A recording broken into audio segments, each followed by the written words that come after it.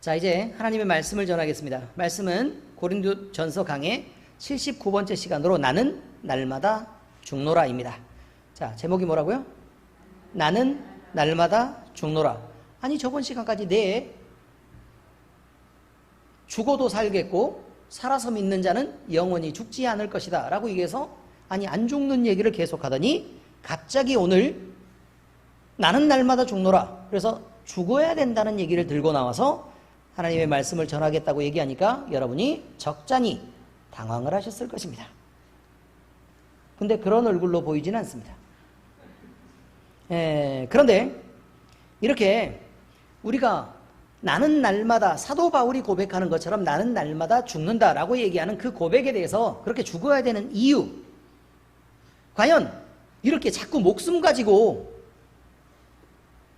죽는 것과 사는 것을 따져대는 그것, 우리가 지금 살아있는 동안 최고의 가치라고 생각하는 이 생명을 말이죠, 생명을 담보로 해서 과연 무엇을 얻고 무엇을 포기해야 될 것인가를 우리가 함께 말씀을 나누는 것으로 오늘 말씀을 전하려고 하는 것입니다. 사도 바울이 고린도 교회에 보내는 이 편지에서 꼭 말하고자 했던 이것, 오늘 말씀을 들으면서 모두 다 깨닫고 함께 나누며 결단이 있는 하루가 되시기를 우리 주 예수 그리스도의 이름으로 축원합니다.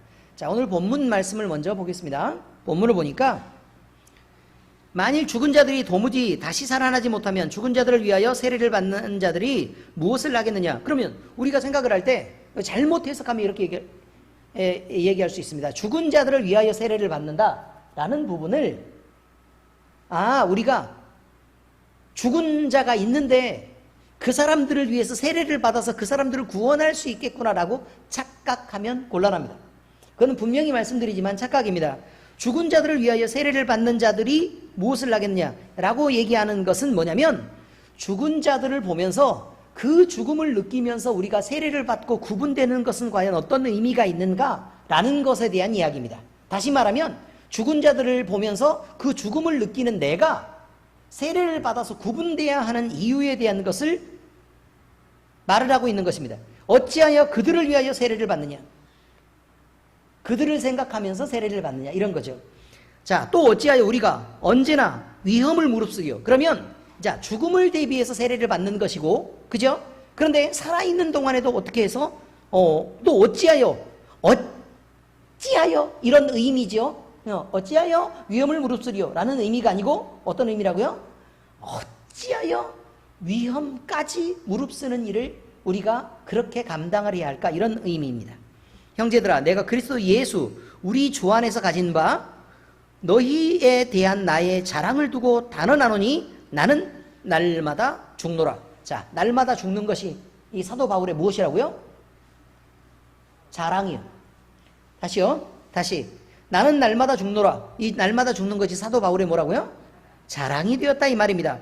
자, 그런데 사도 바울이 우리 주 예수 그리스도의 이름을 표현할 때 되도록 많은 얘기를 쓰고 싶어요. 우리 주님이라고 쓰지도 않고 예수 그리스도께서 라고 잘 쓰지도 않고 표현하니까 내 형제들아, 내가 그리스도 예수 우리 주 안에서 이렇게 표현하는 걸 보니까 예수님이 막 되게 막 꾸미고 싶어하고 막 더 많은 말들을 붙여서 막 더 많은 이야기를 예수님께 이렇게 많고 풍성한 것들이 있다는 얘기를 전해주고 싶은 것입니다. 그러니까 뭐냐면 이 예수님 때문에 내가 죽는다, 이 말이죠. 근데 그것이 내게 자랑이 되었다. 아니, 사람이 어떻게 죽는 게 자랑이겠습니까? 그렇지 않습니까? 죽는 게 어떻게 자랑이에요? 당당하게 나는 죽음을 견디고 살아났다, 이것이 자랑이죠. 그렇지 않습니까? 그런데 예수를 위해서는 죽는 것이 자랑이다라고 표현하고 있는 것입니다. 자, 아무나를 위해서 죽는 것은 자랑일 수 없습니다. 그런데 여러분, 사랑의 대상인 자식을 향해서 죽는 것, 자식을 위해서 죽는 것 말이죠. 그러면 그 부모는 뜨거운 사랑이 있다는 것으로 칭찬받습니다. 요즘 시대에는 자식을 죽이는 부모가 있습니다. 그것도 흔하게 있습니다. 어떻게 이럴 수가 있겠습니까? 그런데 우리 예수님은 우리를 위해서 돌아가셨고, 우리는 적어도 이 시대에 편지를 쓰고 있는 사도 바울은 예수님을 위해서 날마다 죽는 삶을 살았다고 얘기하는 것입니다. 내가 사람의 방법으로 에베소에서 맹수와 더불어 싸웠다면 내게 무슨 유익이 있으리요? 그러니까 예를 들어 사자하고 싸워서 이겼는데 야 어마어마하게 자랑이 되겠네 라고 얘기하는 것은 세상적인 이야기들은 아무 유익이 없다. 나에게는 죽은 자가 다시 살아나지 못한다면 내일 죽을 터이니 먹고 마시자리라. 힘을 자랑하고 세상을 자랑할 것이 아니라 어차피 한 번 죽는 것, 이 세상으로 자랑 삼는 게 아니고 기왕 죽어서 없어져 버릴 것이라면, 아니 이 세상은 나라도 먹고 마시고 놀고 즐기는 것이 옳다고 인정하겠다 이 말이에요. 사도 바울도 그렇게 생각했다 이 말입니다. 당연히 그래야 되지 않겠냐라고 얘기하는 것입니다. 그러니까 예수님을 모르는 사람들은 어떻게 사는 게 당연하다고요? 먹고 마시며 즐기고 누리고 사는 게 너무 당연하다고요. 그러니 그들을 비판할 일이 아닙니다. 심지어 죄를 지어서까지 남의 돈을 사기를 쳐서까지 돈을 확보하고 이 세상이 단 한 번뿐이라면 그가 그 한 번뿐인 자기의 인생을 위해서 그렇게 투자하는 것을 공적인 의미에서야 나쁘다고 얘기하겠지만 자기 자신을 위해서 어떻게 그걸 나쁘다고 손가락질할 수 있냐 이 말이에요. 지금 그 얘기를 하고 있는 것입니다. 그런데요, 그 바로 다음에 이렇게 말합니다. 속지 말라. 악한 동무들은 선한 행실을 더럽히나니 깨어 의를 행하고 죄를 짓지 말라. 하나님을 알지 못하는 자가 있기로 내가 너희를 부끄럽게 하기 위하여 말하노라. 헐, 여러분 이거 어디에 쓴 편지예요? 누구에게 쓴 편지? 수신자가 누구예요? 고린도 교회와 그 성도들이라고 이름하는 자들. 의미를 아시겠죠? 고린도 교회와 성도라고 불리는 이들에게 쓴 편지입니다. 그런데 뭐라고 얘기하냐면 하나님을 알지 못하는 자가 있기로. 그럼 교회 안에 누가 있다 이 말이에요? 하나님을 알지 못하는 자가 있기로 내가 너희를 부끄럽게 하기 위하여 말한다 라고 얘기하고 있는 것입니다. 그러니 하나님을 알지 못해서 그냥 어떻게 하고 있다고요? 선한 행실을 더럽히는 악한 동무들이 존재했다. 교회 안에 이런 말입니다. 그러므로 그런 자들이 존재하는 것들을 너희가 안다면 너희는 그들과 구분되어서 깨어 의를 행하고 죄를 짓지 말아야 한다라고 얘기하고 있는 것입니다. 여러분 이제 성경 말씀의 내용을 한번 돌아보겠습니다. 우리에게는 분명한 부활의 약속이 있기 때문에 날마다 죽으라고 얘기하는 것입니다. 지금 우리는 몇 주에 걸쳐 부활이 분명히 있음에 대해서 말씀을 나누고 있습니다. 여러 번 강조하고 또 확인했던 바와 같이 우리에게는 분명히 죽음 이후에 부활이 약속되어 있고 그렇기 때문에 하나님이 약속하신 거라면 부활이 우리에게는 반드시 있는 것입니다. 그런데 이 사실을 들은 사람들은 대부분 그때 당시에는 믿지 않았습니다. 그래서 저도 설교 시간에 반복해서 얘기하고 있는 것입니다. 예수님은 공생의 기간 동안 자신과 동행하며 모든 기적을 체험하고 다른 누구보다 예수님의 입을 통해 직접 전파된 살아계신 하나님의 말씀을 들은 제자들을 모아놓고 자신의 죽음과 부활에 관하여 말씀을 하시는 장면이 나오는데 살아생전에 그것을 몇 번 반복했느냐? 한 3번쯤 반복한 내용이 성경 안에 계속 기록되어 있습니다. 다른 사람이면 몰라도요, 적어도 예수님이 베푸셨던 수많은 기적의 현장에 함께 있었고 그것을 직접 자기의 눈으로 보았고 몸으로 느꼈던, 그래서 직접 체험했던 제자들이라면 예수님이 내가 죽어서 사흘 만에 부활할 것이다 라고 얘기했던 그 말을 믿었어야 하지 않았겠습니까? 그런데 예수님의 말씀을 들은 제자들의 반응은 전혀 달랐습니다. 예수님에게 말합니다. 절대로 그런 일이 있어서는 안 될 것입니다.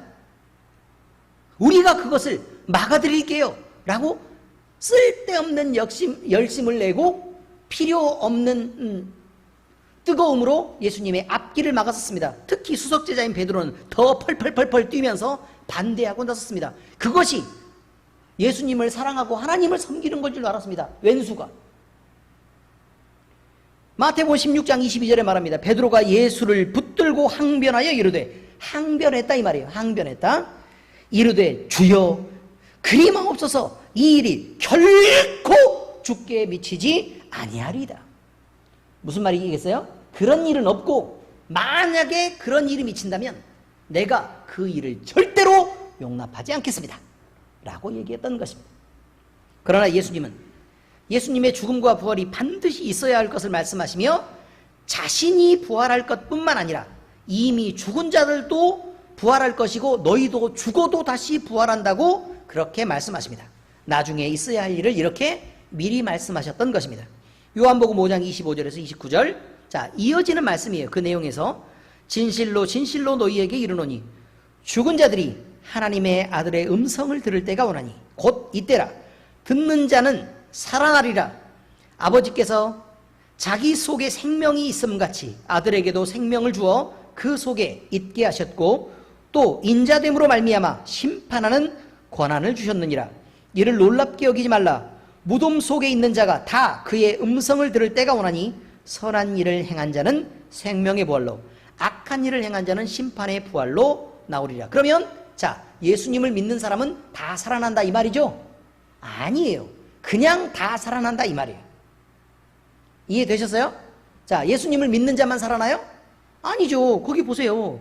선한 일을 행한 자는 생명의 부활로 악한 일을 행한 자는 심판의 부활로 나오리라. 그러니까 이 사람 저 사람 다 살아난다 이런 말입니다. 어마어마한 인구가 되겠네요. 그죠? 자, 그런데 주님의 말씀을 이렇게 쉽게 지나쳐버리지만 않는다면 우리는 여기서 눈에 띄는 구절이 있다는 걸 발견합니다. 그것은 선한 일을 행한 자는 생명의 부활로 악한 일을 행한 자는 심판의 부활로 나오리라는 말씀입니다. 다시 말해 죽은 자들이 살아나는 것은 확실한데 선을 행한 자인가 악을 행한 자인가라는 차이로 생명을 얻는 부활인가 또는 심판을 받아야 하는 부활인가가 결정된다는 것입니다. 죽었다가 살아나는 것은 이렇게 분명히 약속된 사실입니다. 그런데 죽음에서 벗어나 살아났는데요, 하필 영원한 불못지옥에 빠지는 영벌의 심판이 기다리고 있다면 그것은 차라리 영원히 소멸돼 버리고 살아나지 않는 것이 더 나은 것 아닙니까? 그러므로 모든 사람은 부활을 없는 것처럼 무시하고 살 수 없다는 것입니다. 살아있는 자도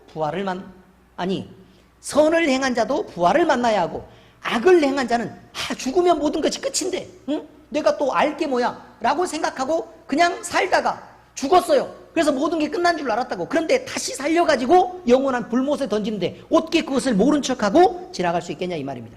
무시하고 살 수가 없습니다. 무시하고 산다고 그것이 없는 것이 되는 것이 아니기 때문에 그렇습니다. 우리가 보지 않았다고 그건 없는 거다라고 그냥 믿을 수는 있습니다. 그러나 있는 것이 없어지지는 않는다 이 말이에요.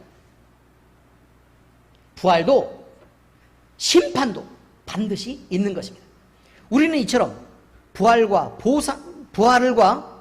또 예수님을 믿는 동안 우리가 사는 동안 잘 견디고 선을 행한 것에 대한 보상과 그리고 영생의 약속이 있습니다. 고린도전서 15장 51절에 54절에 이렇게 말합니다. 보라, 내가 너희에게 비밀을 말하노니 우리가 다 잠잘 것이 아니요 마지막 나팔에 순식간에 홀연히 다 변화되리니 나팔 소리가 나매 죽은 자들이 썩지 아니할 것으로 다시 살아나고 우리도 변화되리라. 그러면 선을 행한 자들만 썩지 않을 것으로 살아난다. 맞아요, 안 맞아요? 안 맞죠. 그럼 선을 행하지 않고 악을 행한 자들도 어떻게 된다고요? 영생하는 몸을 입죠. 영생하는 몸을 입는다 이 말이에요. 영원히 썩지 않을 몸을 입어요. 그리고 어디 들어가요? 불못 지옥에 들어간다 이 말이에요. 썩지 아니할 것으로 다시 살아나고 우리도 변화되리라. 이 썩을 것이 반드시 썩지 아니할 것을 입겠고, 이 썩을 것이 뭐예요? 육체가 변해서 썩지 않을 영원한 몸을 가질 수 있게 되고, 이 죽을 것이 죽지 아니함을 입으리로다. 이 썩을 것이 썩지 아니함을 입고 이 죽을 것이 죽지 아니함을 입을 때에는 사망을 삼키고 이기리라고 기록된 말씀이 이루어지리라. 이제 사망은 없다 이 말입니다. 자, 이제 성경이 말하는 두 번째 이야기입니다. 죽어야 다시 삽니다. 자, 말씀을 보면요, 다시 산다고 얘기하는 구절이 나옵니다. 그런데 누구나 다시 살 수 있는 것이 아닙니다. 다시 살려면 전에도 말씀드린 바와 같이 선행하는 조건이 있어야 하는데 반드시 죽은 사람이어야만 한다는 것입니다. 다시 살았어요. 그럼 죽어야 살죠. 안 죽었는데 어떻게 산다 이 말입니까? 자, 그런데 태어나지 않았다면 살아 존재할 수 없는 것이 사실입니다. 그럼 살아 존재한다면 반드시 어떻게 해야 된다고요? 태어나야 한다 이 말이죠. 살아 존재하는 사람이 아니라면 절대로 죽을 수 없습니다. 그럼 죽는다는 말은 지금 현재 어떻게 된다 이 말이에요? 살아있단 말입니다. 그리고 죽지 않은 사람이라면 절대로 다시 부활할 수 없습니다. 그럼 부활한다는 말은 무슨 말이라고요? 죽었다는 얘기라고. 우리는 예수님의 재림을 믿고 있습니다. 다시 오신다 이 말이에요.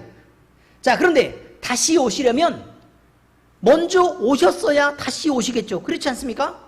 그리고 오신 분이 와 계시면 어떻게 다시 오시겠습니까? 와 있는데. 오셨어요. 오신 분이 가셔야 다시 오는 거 아닙니까? 그래서 예수님의 재림을 믿으려면 적어도 주님의 탄생을, 첫 번째 탄생을 믿어야만 하고, 그리고 그 다음에 예수님이 죽으신 것과 부활해서 다시 살아나신 것, 그리고 그 위에 하나님에게로 가신 승천이 있는 것을, 모든 것을 믿고 인정하는 그 신앙이어야 재림주로 다시 오시는 예수님을 믿을 수 있는 것이라 이 말이에요. 그러니 우리는 나중의 것을 믿는다는 건 전에 있는 모든 것을 인정한다는 말이 됩니다. 그런데 전에 있는 것을 믿었다고 나중에 있는 것을 모두 우리가 느끼고 있는 것은 아니기 때문에, 그래서 반복해서 말씀드리고 있는 것입니다. 자, 그런데 성경은 첫 번째 사망과 첫 번째 부활, 그리고 두 번째 사망과 두 번째 부활을 나누어서 기록하고 있는 장면을 볼 수 있습니다. 계시록 20장 5절 6절에 보니까 그 나머지 죽은 자들은 그 천년이 차기까지 살지 못하더라. 이는 첫째 부활이라. 그럼 첫째가 있다는 건 뭐도 있다 그 말이에요. 다음 것이 몇 번째인지는 모르지만 있다 그 말이에요. 근데 성경은 어디까지만 얘기해요? 두 번째 부활까지만 얘기하죠. 이 첫째 부활에 참여하는 자들은 복이 있고 거룩하도다. 둘째 사망이 그들을 다스리는 권세가 없고 도리어 그들이 하나님과 그리스도의 제사장이 되어 천년 동안 그리스도와 더불어 왕노릇하리라. 자, 둘째 사망이 있어요. 그럼 첫째 부활이 있다는 건 첫째 뭐가 있어야 된다 그 말이에요. 그러니까 사망이 있어야 된다. 첫째 사망이 있어야 부활이 있죠. 그럼 둘째도 사망이 있겠죠. 그렇죠? 그렇단 말입니다. 자, 사망은요, 생명이 끊어지는 것을 말합니다. 아담으로부터 이어받은 육체가요, 육체 말하는 거예요. 이 몸뚱아리가 생물학적으로는 호흡과 심장 박동이 멈추어서 모든 대사작용이 몸속에서 끝난 것을 우리는 죽음이라고 말합니다. 뇌 기능까지 정지한 것을 의미하죠. 자, 그런데 위의 말씀에서 사망과 부활은 죄와 사망의 관계에서 영혼과 육체에 깃든 생명을 두고 말씀하시는 것을 이해합니다. 다시 말해서 몸뚱아리만 띡 하고 죽는 것을 말하는 게 아니라 우리는 성경 안에서는 본질적인 사망의 내용을 다루고 있다는 것입니다. 위의 말씀에서 말하는 첫 번째 죽음, 첫 번째 부활, 두 번째 죽음, 두 번째 부활에 대한 내용은 이런 것입니다. 첫 번째 죽음은요, 죄의 세상에서 마귀의 소유가 되어 죄의 신분으로 살던 한 인간이, 그럼 죄인의 신분으로 살았다는 것은 어떤 의미를 말하고 있는 거냐면, 자, 아담이 있어요. 하나님이 계세요. 그런데 하나님과 아담은 같은 편이었어요. 함께 화평하고 같이 에덴 동산을 거닐며 같이 교제하고 함께 사랑하면서 지내고 있었다 이 말이죠. 그런데 하나님은 죄가 없는 분인데 사람이 죄를 받아들이게 되죠. 하나님의 절대 금령을 어기고 선악과를 먹으면서 죄를 받아들이게 됩니다. 그러면 죄인이 됐죠. 그럼 하나님과 어떻게 돼요? 멀어지죠. 하나님과 반대편에 설 수밖에 없어요. 왜? 하나님은 죄와 가까이 하실 수 있는 분이 아니기 때문에, 죄를 멀리 하시는 분이기 때문에 그렇습니다. 자, 그래서 하나님과 이렇게 떨어지게 되는데 이것을 타나토스라고 얘기합니다. 분리되다. 자, 이 말을 해석하면 죽음이라고 얘기합니다. 죽음. 자, 이런 것입니다. 그래서요, 사람이 죽는다는 것은 이제 하나님의 소유에서 마귀의 소유로 살고 있었던 이 세상에 살고 있는 사람이 첫 번째 사망이라고 얘기하면 그 영혼의 죽음으로부터 예수님을 믿어서 살리심을 받았다. 그래서 첫 번째 예수님을 믿고 복음을 영접하는 사건을 뭐라고 얘기하는 거냐면 이 첫 번째 사망 사건에 대한 부활이라고 얘기하는 것입니다. 첫 번째 부활에 참여하는 자들은 예수님을 믿고 복음을 영접한 자들이라는 의미가 됩니다. 자, 이렇게 부활이 됐다는 건 사망의 권세를 이기고 살았다라는 의미이기 때문에 이것은 마귀 사탄의 소유가 아니라 이제 하나님께로 생명을 받아 옮겨졌다는 것을 의미하고 있습니다. 그래서 이제는요, 예수 그리스도가 대속의 값을 지불했기 때문에, 다시 말해서 생명의 목숨값을 자기의 목숨으로 대신 지불했기 때문에 그 지불한 돈만큼 영혼을 사올 수 있다 이 말이에요. 의미를 아시겠죠? 그 영혼을 사오는데 그 영혼의 가치가 예수님의 목숨과 비교하면 온 세상의 목숨과 비교해도 예수님의 목숨의 값이 더 크기 때문에 예수님을 믿는 모든 자들을 다 구원하시고도 남는다라는 말을 지금 하고 있는 것입니다. 성경이 그렇게 얘기하고 있습니다. 자, 이렇게 하나님의 소유로 옮겨져서 새로운 생명을 얻게 되는데 이것을 뭐라고 얘기하는 거냐면 거듭남이라고 얘기합니다. 거듭났다. 이제 이 사람은 죄의 사람이 아닙니다. 그러므로 성경에서 수없이 볼 수 있는 사망에서 생명으로 옮겨졌느니라 라는 말이 지금 이 첫 번째 부활 사건에 대한 결과를 말하고 있는 것입니다. 요한복음 3장 3절 예수께서 대답하여 이르시되 진실로 내게 이르노니 사람이 거듭나지 아니하면 하나님의 나라를 볼 수 없느니라. 왜요? 왜 볼 수 없어요? 이 말 뜻을 얘기했죠. 하나님의 나라를 볼 수 없는 사람은 다시 태어나지 않은 사람이다. 왜요? 생명이 없으니까요. 생명이 없으니까 하나님의 나라를 못 본다 이 말이에요. 왜? 하나님의 소유가 아니니까요. 하나님의 소유가 아닌데 어떻게 하나님 나라에 들어가냐고요. 영화도 티켓 안 끊으면 못 들어가요. 놀이공원 에버랜드도 자격이 없는 자들은 못 들어간다고요. 의미를 아시겠죠? 외국에 한번 나가고 싶어도 비행기 티켓을 끊어야 가고 여권이 있어야 들어가는 거 아닙니까? 그죠? 만약에 여권이 있어도 거기에 들어갈 자격이 없으면 공항에서 여기 검사하는 사람들이 다 이렇게 보다가 자격이 안 돼. 그럼 어떻게 해요? 다시 돌려보내요. 못 들어갑니다, 여러분. 그런데 이미 하나님의 소유가 된 사람은 하나님과 이제 분리될 수 없습니다. 왜냐하면 그 안에 생명이 있는데 그 생명은 하나님과 함께 호흡하고 있다 이렇게 표현하고 있기 때문에 그렇습니다. 죽음이 분리를 의미한다면 생명은 하나님과의 연합을 의미하는 것입니다. 그렇기 때문에 하나님과 분리될 수 없습니다. 당연히 둘째 사망의 해를 받지 않는 것은 당연한 사실입니다. 자, 사망이 뭐라고요? 분리되는 것이요. 분리되는 것. 그죠? 우리는 하나님의 나라로 이미 옮겨졌어요. 그렇죠? 그러면 하나님과 다시 분리될 수 있다고요? 없다고요? 없다고요. 그럼 둘째 사망의 해를 받지 않는다 이 말이에요. 자, 그런데 우리가 성도인 것, 즉 하나님의 사람인 것은 그럼 무엇으로 어떻게 알 수 있냐 이런 말입니다. 그것은 그가 내는 결과를 보면 알 수 있다고 성경은 말합니다. 좋은 셈이 있다고 소문이 났습니다. 한 지리산에 갔더니 엄청 좋은 셈이 있다 라고 얘기해서 가봤더니요, 아니 돌 사이에서 물만 찔찔찔 흘러나고 있고 다른 땅하고 별로 차이도 없는데 그 샘을 좋은 셈이라고 막 이야기하고 자랑하고 사람들이 막 디글디글 몰려와서 그 물을 받아간다고 플라스틱 통을 7개씩 들고 와서 낑낑대고 그렇게 막 지게를 지고 와서 퍼가고 이러더라 이 말입니다. 왜 좋은 셈입니까? 좋은 물을 내기 때문입니다, 여러분. 좋은 셈은 무엇으로 판단된다고요? 그렇죠. 그가 내는 결과물로 판단되는 것입니다. 자, 세균이 가득하고 더러운 물은 아무리 예쁘게 꾸며놓고 화려하게 하고 막 별의별 시설을 다 해놔도 세균이 들어있는 나쁜 물을 내는 셈을 우리는 좋은 셈이라고 말하지 않는다 이 말이에요. 자, 좋은 나무는 그러면 어떤 나무를 좋은 나무라고 얘기하느냐? 좋은 열매를 맺는 나무라고 얘기합니다. 질이 나쁜 열매를 내거나 또는 열매를 아예 내지 못하는 나무가 있다면 결코 이것이 좋은 나무일 수 없습니다. 이처럼 좋은 성도는 그가 내는 행실이 결과가 좋은 열매로 나타나야 합니다. 세상적이고 죄로 가득한 더러운 열매를 내는 사람은 그 본질에서 그가 가진 내면이 하나님이 아닌 세상과 죄로 가득 채워져 있다는 것을 스스로 증명하는 것을 의미하는 것입니다. 그렇지 않습니까? 세균이 없는데 어떻게 세균이 있는 물이 나오냐고. 있으니까 나오겠죠. 그렇지 않습니까? 세균이 있으니까 세균이 있는 물이 나오죠. 세균이 없이 전혀 깨끗한 물인데 나오면서 세균이 막 생긴다고요? 말이 돼요? 그렇지 않는다 이 말이에요. 그러므로 성도가 내는 행실이 나쁜 행실이 매번 나오는데, 그런데 그가 그리스도를 품고 있다고 지금 얘기하는 것입니까? 말이 안 된다라고 성경은 얘기합니다. 마음이 하나님과 그의 본질인 사랑으로 채워진 사람이 있다. 그런데요, 하나님으로 가득 차고 사랑으로 가득 찬 사람에게서 세상의 열매를 얻고자 해서 세상의 열매를 찾아보세요. 그럼 그렇게 얻을 수 있겠습니까? 세상으로 가득 찬 사람에게는 얼마든지 툭툭 튀어나오는 게 다 세상입니다.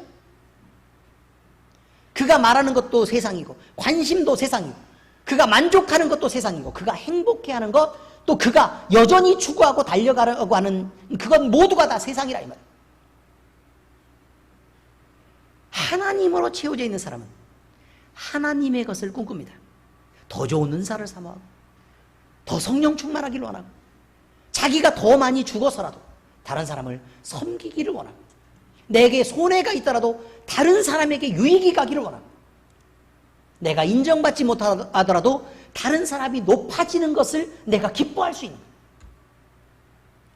내 말이 좀 안 통해도, 내가 좀 무시당해도 괜찮은데,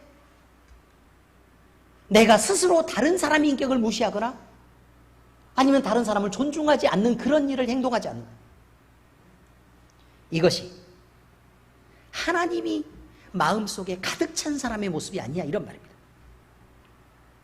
사도 바울은 이전에 한 일은 다 잊어버리고 지금도 위에서 부르신 부름의 상을 위해서 달려가고 있는 중이라고 고백합니다. ing. 급한 것은 이미 지나버린 과거가 아니라는 것입니다. 과거는 되돌릴 수 없는데요. 아니, 죄를 지었어도 되돌릴 수 없고, 선한 일을 했어도 그것이 뭐 더 키우거나 아니면 더 줄이거나 할 수 있는 게 아니잖아요. 이미 끝난 일입니다. 그러니 우리에게 급한 게 아닙니다.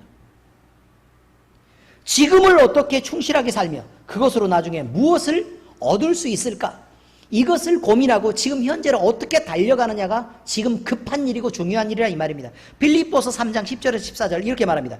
내가 그리스도와 그 부활의 권능과 그 고난에 참여함을 알고자 하여 그의 죽으심을 본받아 어떻게 해서든지 죽은 자 가운데서 부활에 이르려 하느니. 자, 그럼 사도 바울이 여기까지 표현하는 건 뭐예요? 그의 죽으심을 본받아, 이 말이죠. 그러면 내가 얼른 죽어버려야겠다, 그래야 부활하지 라고 지금 쓰고 있는 거 아닙니까? 그죠? 내가 이미 얻었다함도 아니요 온전히 이루었다함도 아니라 오직 내가 그리스도 예수께 잡힌 바 된 그것을 잡으려고 달려가더라.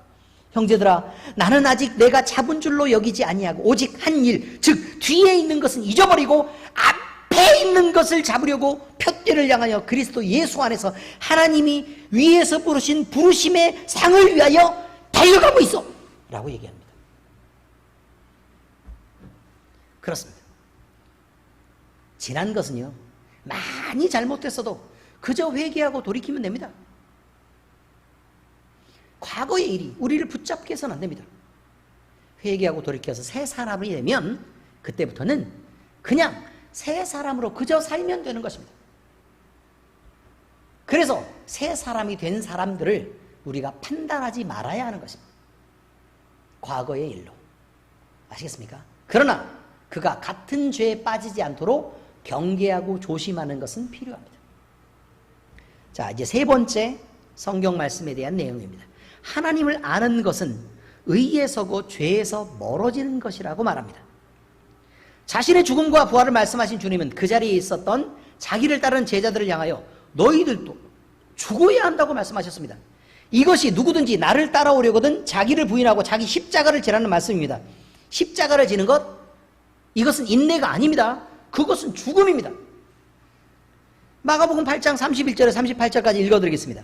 인자가 많은 고난을 받고 장로들과 대제사장들과 서기관들에게 버림받아 죽임을 당하고 사흘 만에 다시 살아나야 할 것을 비로소 그들에게 가르치시되 드러내놓고 이 말씀을 하시니 베드로가 예수를 붙들고 항변하며 예수께서 돌이키사 제자들을 보시며 베드로를 꾸짖어 이르시되 사탄아 내 뒤로 물러가라. 자, 사탄아 내 뒤로 물러가라. 그런데 그 전에 무슨 내용이 있었는지 아시죠? 그 전에 너희는 나를 누구라 하느냐? 라는 말에 베드로가 뭐라고 대답했어요? 주는 그리스도시요 살아계신 하나님의 아들이십니다 라고 고백해서 바요나 시몬아 내가 복이 있도다. 이를 내게 알게 한 이는 하나님 아버지시다 이 말이에요. 의미를 아시겠죠? 내가 지금부터는 너를 베드로로 하지 않고 시몬이라 하지 않고 베드로라고 하리니 응? 이 반석 위에 교회가 세워지고 자 이런 말씀을 쭉 다 이어나가는 것입니다. 그러다가 갑자기 바로 다음에 뭐라고 얘기해요? 사탄아 내 뒤로 물러가라. 그러니까 요 두 개의 내용을 놓고 베드로라는 사람에 대한 얘기가 아니라는 것인 걸 알 수 있어요. 자 어떤 것은 베드로의 고백이었고 또 어떤 것은 베드로의 주장이었습니다. 둘 다 베드로가 한 말이라 이 말이에요. 의미를 아시겠습니까? 둘 다 베드로가 한 말이에요. 그런데 베드로가 한 말에 대해서 베드로라고 이름을 붙이고 이 위에 교회가 세워진다고 하기도 하고 또 철장에 권세를 주시면서 내가 땅에서 매면 하늘에서 매고 땅에서 풀면 하늘에서도 풀리리라는 능력과 권세를 여기에 부여하시죠. 그럼 베드로에게 준 게 아니죠. 그 고백 위에 준 것입니다. 반대로 베드로가 다른 고백을 합니다. 절대로 이런 일이 주님 앞에 있어서는 안 될 것입니다 라고 얘기하죠. 그때 뭐라고 얘기해요? 사탄아 물러가라. 그럼 베드로는 교회이면서 사탄이네? 그럼 교회가 사탄이에요? 그래서 문제가 있다는 것입니다. 교회 해석할 때 해석이 문제가 있어요. 가톨릭 교회에서는요 유리한 대로 해석합니다. 베드로라는 사람을 놓고 그가 말한 첫 번째 말과 두 번째 말이 있었다. 근데 첫 번째 말은 말이 아니라 베드로에게 베드로라는 이름을 붙이고 베드로에게 교회를 세울 권세를 주셨고 베드로가 교회이기 때문에 그가 교황이라는 것입니다. 그 사람이 그렇다는 것입니다. 그래서 베드로가 권세를 가졌다고 얘기하는 거예요. 그런데 두 번째에 오면요 사탄아 물러가라 라고 얘기했으니까 그럼 베드로가 사탄이어야 되잖아요. 그런데 여기에 대해서는 베드로가 한 말이 사탄이라는 것입니다. 말이 됩니까? 누구는 사람이고 유리한 대로 누구는 말이고요. 왜 그렇게 해석하면 안 되는 줄 아시겠죠? 베드로라는 사람은 그저 사람입니다. 그저 사람이에요. 그런데 그가 한 두 개의 고백이 있었다는 것입니다. 하나는 주를 인정하는 고백, 하나는 주님이 그 길을 못 가도록 하는 고백이 있었다 이 말. 아시겠습니까? 그래서 이런 것들을 성경을 해석할 때 잘 알아야 된다는 것입니다. 여러분은 성경 읽을 때 다 이런 거 생각하고 읽으셨죠? 그럴 줄 알았습니다. 뭐 보통 똑똑한 게 아니니까. 무리와 제자들을 불러 이르시되 누구든지 나를 따라오려거든 자기를 부인하고 자기 십자가를 지고 나를 따를 것이니라. 그럼 십자가를 지고 가는 데까지는요 아직 덜 죽었죠. 근데 십자가를 진다는 의미가 무슨 말이에요? 십자가에 매달리러 간다 그 말 아닙니까? 그럼 십자가는 뭘 의미해요? 고난입니까? 아닙니다. 고난이 아니라 십자가는 죽음입니다. 그거 나오잖아요. 십자가를 지는 것은 인내가 아니라 죽음이라고 얘기했습니다. 자, 그러고 나서 그것이 죽음이라는 걸 분명히 예수님이 다시 설명합니다. 뭐라고 얘기하느냐? 누구든지 자기 목숨을 구원하고자 하면 잃을 것이요 누구든지 나와 복음을 위하여 자기 목숨을 잃으면, 자, 잃으려고 하면이에요, 잃으면이에요. 잃으려고 하면이 아니라 죽으려고 하면 산다 이 말이 아니고 죽으면 다시 살리겠다 이 말이에요. 목숨을 잃으면 구원하리라. 이게 중요한 거예요. 이거를 정확하게 사람들이 말을 안 해요. 그래서 많은 교회들이 얘기할 때 여러분 고난을 기뻐하는 삶을 사십시오. 여러분이 견뎌야 합니다. 잘 견디면 하나님이 그것을 보상해 주시고 살려주실 것입니다. 틀린 말입니다. 여러분 그 해석이 어떻게 되냐면 여러분 자신을, 세상적인 여러분 자신을 죽이십시오. 그리고 다시는 그것이 호흡하지도 못하게 하고 심장박동이 뛰지도 못하게 하고 아예 살아나지 못하게 하십시오. 여러분은 새 생명으로 살아야 하기 때문에 그렇습니다. 그 생명은 예수 그리스도의 생명입니다. 라고 말해야 성경을 바로 해석하는 것입니다. 사람이 온 천하를 얻고도 자기 목숨을 잃으면 무엇이 유익하리요? 사람이 무엇을 주고 자기 목숨과 바꾸겠느냐? 누구든지 이 음란하고 죄 많은 세대에서 나와 내 말을 부끄러워하면 인자도 아버지 영광으로 거룩한 천사들과 함께 올 때 그 사람을 부끄러워하리라. 부끄러워하리라는 게 무슨 말이에요? 여러분 부끄러워하면 어떻게 해요? 자, 옆에서 꼬질꼬질한 우리 엄마가 오고 있어요. 친구들하고 같이 막 신나게 가고 있는데 엄마가 옆에 이렇게 왔는데 엄마가 보고도 살짝 고개를 이렇게 숙여줍니다. 눈빛을 돌려주죠. 우리 엄마가 배추 장사할 때 했던 것처럼. 그럼 엄마하고 뛰어가서 아는 척하면 엄마를 사랑하고 당당하게 생각하는 것입니다. 모른 척하고 쓱 지나갔다. 모르겠습니까? 우리 엄마인데?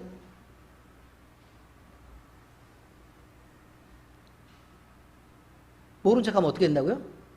부끄러워하는 것입니다. 예수님이 그렇게 말합니다. 네가 사람들 앞에서 나를 모른 척해? 나도 하나님 앞에서 너 부끄러워한다고. 무슨 말이에요? 하나님 앞에서 도무지 이 사람을 전 알지 못해요? 라고 얘기합니다. 어디에 나오죠? 양과 염소의 비유에서 나옵니다. 이걸 반복해서 나옵니다. 많은 사람들이 자기 십자가를 지라는 말이 죽을 만큼 힘들게 인내하라는 말인 줄 착각합니다. 착각입니다, 여러분. 착각입니다. 분명히 말하지만 착각입니다. 그러나 십자가는 간단하고 분명하게 죽음을 의미하고 있다는 것은 누구나 알고 있습니다. 그런데도 자기에게 유리한 대로 해석하는 것입니다. 죽는 것이 싫으니까 인내를 의미하는 것이라고 자기 자신도 속이고 죽는 것을 회피하고 적당하게 나는 살아있어서 조금씩 고쳐나가면 내가 고쳐질 줄 믿고 있는 것입니다. 아닙니다. 세상적인 나는 조금씩 고쳐지는 것이 아닙니다. 세상적인 나는 죽는 것입니다. 완전히 호흡이 끊어지고 심장박동이 멈추는 것입니다. 그래서 모든 대사가 일어나지 않는 것을 의미합니다. 그래서 다시 살면 그로서 사는 것이 아니라 예수 그리스도로 숨을 쉬고 예수 그리스도로 심장이 뛰고 예수 그리스도로 보고 듣고 느끼며 예수 그리스도로 호흡하는 것입니다.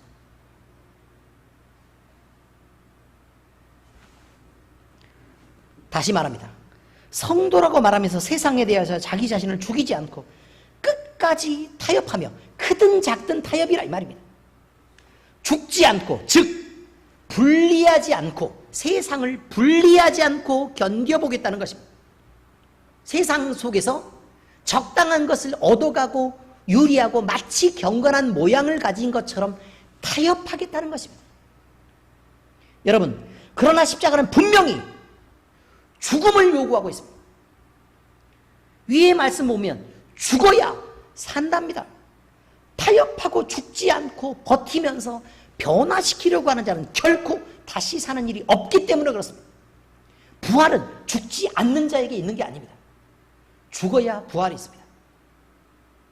자, 이게 성경 말씀의 적용입니다. 그러므로 우리는 날마다 죽고 또 죽고 또 죽어야 합니다.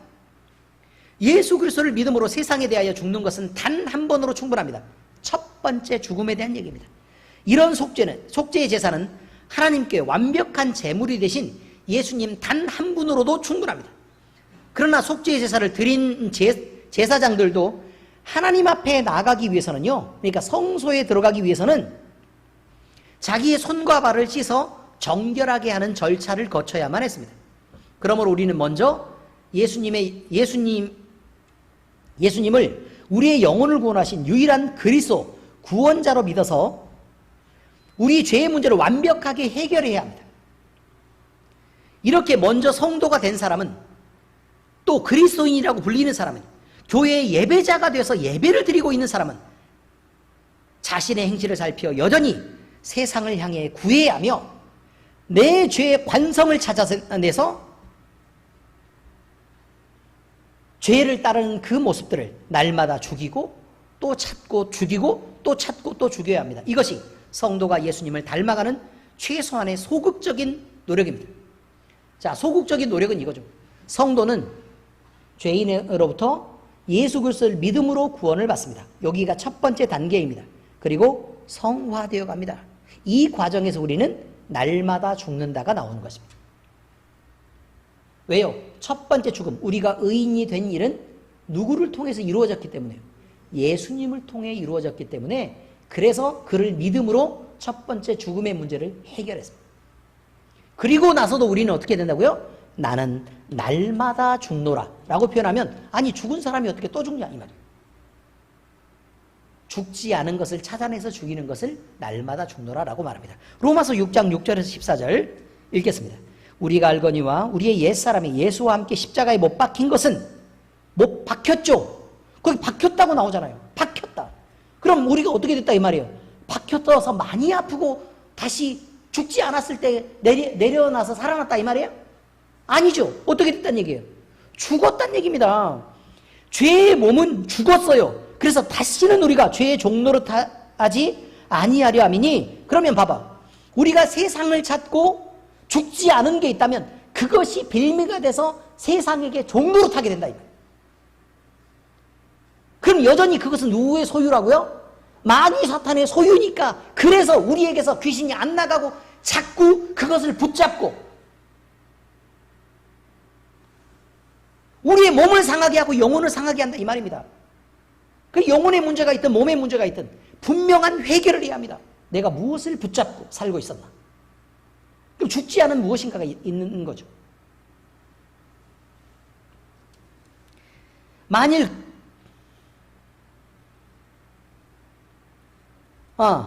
우리가 죄에서 종노릇하지 아니하려 함이니, 이는 죽은 자가 죄에서 벗어나 의롭다 하심을 얻었습니다. 만일 우리가 그리스도와 함께 죽었으면, 죽었다 이 말은 과거형이죠. 죽었어. 또한 그와 함께 살 줄을 믿느니, 그럼 죽지 않았으면요? 그럼 못 살죠. 그 얘기 말하고 있는 거 아닙니까? 근데 성경 이렇게 얘기하는데 어쩜 그렇게 다들 인내라고 생각하는지 몰라요. 이상한 사람들이에요. 이는 그리스도께서 죽은 자 가운데서 살아나셨음에 다시 죽지 아니하시고, 자, 그럼 두 번째 죽음은 있어요, 없어요? 없어요, 이제. 사망이 다시 그를 주장하지 못할 줄을 알미로다. 왜요? 이미 육체를 십자가에 못 박았죠. 이미 죽었어요. 그럼 마귀 사탄에게는 이미 다 지불이 끝난 상태란 말이에요. 그러니 어떻게 마귀의 권세로 작용하는 사망이 우리에게 영향을 미칠 수 있냐 이 말이에요. 그럴 수 없다고 얘기하는 거죠.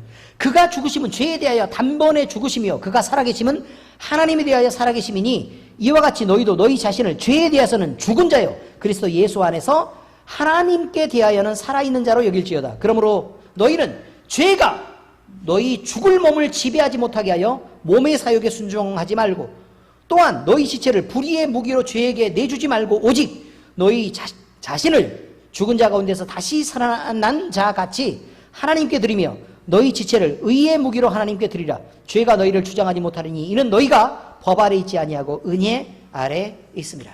어떻습니까? 죽고 또 죽고, 그래서 날마다 죽어야만 합니다. 두 번째입니다. 그럼 믿기만 하고 행하지 않아도 된다고 하는 것은 속이는 거짓말이 분명하죠. 여기서 우리는 거룩한 교회의 지체로 자라나고 그리스도의 향기를 나타내는 빛의 자녀로서 행해야 할 적극적 역할이 있음도 알아야 합니다. 적어도 소극적인 의미의 죽음은 죄에 대해서 벗어나서 적어도 거기에서부터 하지 않는 것, 거기에 속하지 않는 것이 소극적인 의미의 얘기를 하면, 적극적으로는 이제는 무엇을 그러면 해야 할 것인가를 생각하는 걸 적극적인 의미의 역할이다, 이런 말입니다. 그것은 예배자로서 합당하게 행해야 할 하나님의 사랑을 실천하는 것이라고 말합니다. 우리의 행실은 늘 우리 마음의 중심에 무엇을 담았는가를 겉으로 드러내는 것입니다. 살아있는 진실한 믿음은 빛의 열매를 드러내지만, 이미 양심이 화인맞아서 그 양심에 하나님의 생명이 죽어버린 믿음은 어둠의 열매를 맺을 수밖에 없는 것입니다. 그러므로 행함이 없는 믿음을 죽은 믿음이라고 얘기하는 것입니다. 히브리서 2장 14절과 26절에 이렇게 말합니다. 내 형제들아, 만일 사람이 믿음이 있노라고 행함이 없으면 무슨 유익이 있으리요? 그 믿음이 능히 자기를 구원하겠느냐? 다시 말하면 구원하는 믿음이 맞냐? 이렇게 묻는 거예요. 구원하는 믿음이 맞냐? 행함이 없는 믿음. 그럼 구원하는 믿음이 맞냐? 그럼 믿음이 있는데 구원할 수 없는 믿음이라면 그 믿음이 진짜 믿음인가라고 묻는 것입니다. 그리고 26절에 이어갑니다. 영혼이 없는 몸이 죽은 것 같이 행함이 없는 믿음은 죽은 것이니라. 그러면 행함이 없다면 행함은 믿음의 영혼이라 그 말이에요. 믿음의 영혼. 그러면 행함과 믿음이 분리되는 순간 어떻게 됐다고요? 죽은 것이란 말이에요. 행함과 믿음이, 거기 보세요. 영혼 없는 몸이 죽은 것 같이 행함이 없는 믿음은 죽은 것이니라. 무슨 말인지 아시겠어요? 하나님도 예수님도 성경도 모르고 교회에 대해서 아무것도 모르는 사람이 있다. 이 세상 사람들은 다 그렇다. 그렇다면 당연히 성령의 열매를 맺을 수 없는 것이 당연합니다. 인정합니다. 그런데 교회 안에서 하나님의 빛을 이미 보았습니다. 은사에 대한 체험도 있습니다. 성령의 역사를 이미 경험했습니다. 이 사람들이 하나님의 거룩한 교회가 되어가지 않고 하나님이 기뻐하시는 모습으로 살지 않을 뿐만 아니라 심지어 하나님을 대적하는 일을 서슴지 않고 있다면 우리는 이런 심각한 문제에 빠져 있는 성도들을 많이 볼 수 있다는 것입니다. 그러니까 오늘 본문의 마지막에 그 얘기를 쓴 것입니다. 고린도 교회 교인과 고린도 교회에게 보내는 편지에서 하나님을 알지 못하는 자들이 있다고 쓴 것입니다. 이건 교회에 들어오지 않았다고 말하는 것이 아닙니다. 교회 안에 있지만 하나님을 알려고도 하지 않고 알지도 못한 사람들이라고 얘기하는 것입니다. 이런 사람들은 성경에 기록된 대로 하나님의 선한 말씀과 내세의 능력을 맛보고도 타락한 자들이 분명합니다. 왜요? 이미 본 결과들이 있기 때문에 그렇습니다. 우리는 거룩한 교회의 이름으로 살아계신 하나님과 영원한 말씀의 권위로 이들에게 분명한 경고를 하지 않을 수 없습니다. 서둘러 회개하고 돌아오시기 바랍니다. 큰일 납니다. 하나님의 축복을 거슬러 가시와 엉겅퀴를 내는 땅은 종국에 버림을 당하고 저주를 받아 그 마지막은 불사람이 된다는 사실을 분명히 경고합니다. 하나님은 여전히 모든 사람이 은혜의 품속으로 돌아오기를 기다리고 계시지만 여러분이 돌아오지 않는다면 하나님의 공의는 절대로 그 돌아오지 않는 것을 용서하지 않습니다. 히브리서 6장 4절에서 8절 읽어드리겠습니다. 한 번 빛을 받고 하늘의 은사를 맛보고 성령에 참여한 바 되고 하나님의 선한 말씀과 내세의 능력을 맛보고도 타락한 자들은 다시 새롭게 하여 회개할 수 없나니 이는 그들이 하나님의 아들을 다시 십자가에 못 박아 드러내놓고 욕되게 함이라. 땅이 그 위에 자주 내리는 비를 흡수하여 밭 가는 자들이 쓰기에 합당한 채소를 내면 하나님께 복을 받고 만일 가시와 엉겅퀴를 내면 버림을 당하고 저주함에 가까워 그 마지막은 불사름이 되리라. 여러분, 한 번 빛을 받고, 그럼 빛을 받는 건 우리가 다 봐서 알아요. 그렇지 않습니까? 남들은 다 못 보는데 우리는 다 보잖아요. 하늘의 은사를 맛보고, 우리 교회는 늘 은사를 맛보는 게 일이죠. 성령에 참여한 바 되고, 여러분 참여했습니까? 안 했습니까? 참여했죠. 그렇습니다. 하나님의 선한 말씀 들었어요? 안 들었어요? 들었죠. 내세에 대한 능력을 맛봤어요? 안 봤어요? 맛봤죠. 그러고도 타락한 자들이 있다 이 말이에요. 그러고도 타락한 자들이 있다. 그러면 하나님이 용서를 받는다 못 받는다? 절대로 못 받는다. 문제는 뭐냐면 하나님이 그들이 마음을 돌이켜 회개하는 일을 허락하지 않는다 이 말이에요. 보니까 이렇게 나와 있어요. 다시 새롭게 하여 회개할 수 없나니 이는 그들이 하나님의 아들을 다시 십자가에 못 박아 드러내놓고 욕되게 함이라. 이미 결과로 끝났다는 얘기입니다. 모세가 있습니다. 모세. 하나님이 반석을 쳐서 물을 내라고 했습니다. 그것이 십자가 사건입니다. 예수 그리스도의 십자가 사건. 그 십자가에서 보혈을 흘려 우리를 살리는 것입니다. 반석을 때리니까 반석이 갈라졌습니다. 그죠? 갈라졌어요. 갈라지는 틈에서 뭐가 나왔다고요? 생명의 생수가 온 이스라엘 백성이 먹고도 남을 만큼 흘러넘쳤습니다. 그래서 그 다음에 이스라엘이 목마르다고 계속해서 불평할 때 하나님은 말합니다. 아, 그러면 이제 그 생수가 너에게 있으니 반석에게 명하여 물을 내라. 이렇게 말합니다. 근데 모세가 하나님께 덤빕니다. 승질을 내서요. 이스라엘 백성들이 하도 화나게 하니까